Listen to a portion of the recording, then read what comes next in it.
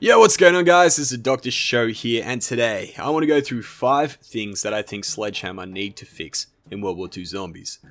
Now, these 5 things aren't major, they're just small, easily implemented changes that I think would make gameplay just that little bit smoother. Let's not diddle around any longer. Number 1 is too many bosses. There's 3 bosses in this map. There's the Bomber Boys, you got Big Brenner, and Edward Sawhand. I know these aren't their actual names, but I just don't care, and if you got a problem with that, just leave. Actually, please don't leave, I'm sorry. But yeah, these damn bosses are ridiculous.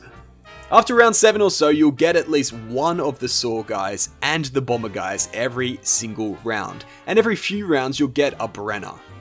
This is just in solo, by the way. In co-op, you'll get multiples of every boss at the same time every round. This amount of bosses just constantly ruins the flow of running a train, and I really think that Sledgehammer need to cut back on the amount that spawn every round. Alternatively, they need to just make them easier to kill, and that leads me on to my second point. Number 2, the Saw boss zombies are just too hard to kill. These guys absolutely eat bullets if you are shooting straight at them, and are very difficult and time consuming to kill. Even with like the Tesla guns and other goodies like that. The good news is that they do have a weak spot. They are similar to those Krog bastards from the Attack of the Radioactive Thing in that their weak spot is on their back. Have a look-see here, I chuck on my camouflage and it only takes 4 sniper shots in the back to kill. Piece of cake, right? The only other way to expose their back though is by them missing a charge on you. The problem is that it's currently very difficult for you to actually dodge the charge. Most of the time you will just get hit and you won't have time to shoot his back. I think this needs to be changed to make him easier to dodge. Alright, the third thing Sledgehammer needs to fix is very minor, but it's pissed me off so many times, and that is how long it takes to hold the interaction button to buy ammo and hit the box, etc. just whenever you use square.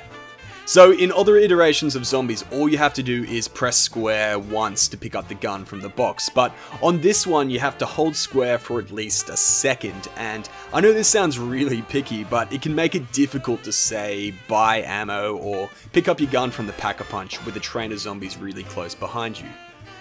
There's been a couple of times where I've actually downed when doing this, or lost heaps of my armor, which is sometimes just as annoying.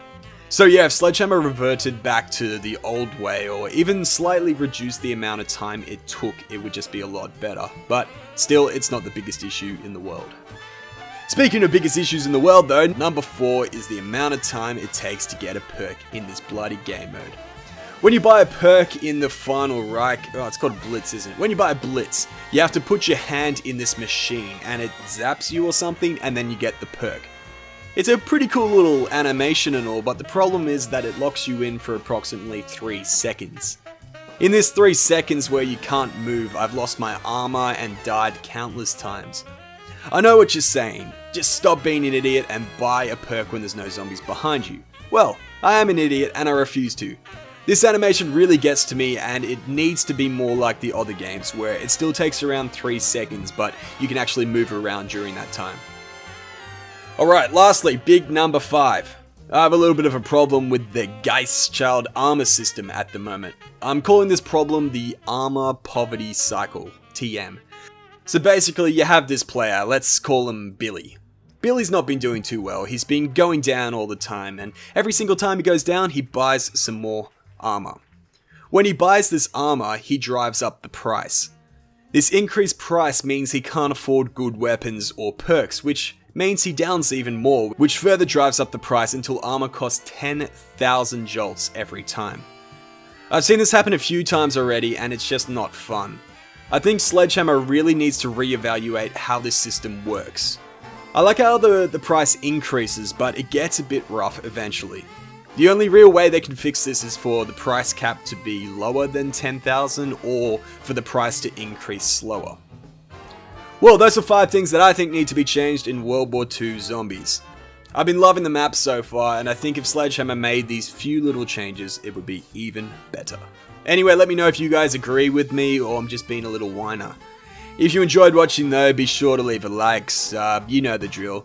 Anyway, thanks guys, have a good one, we'll see you next time.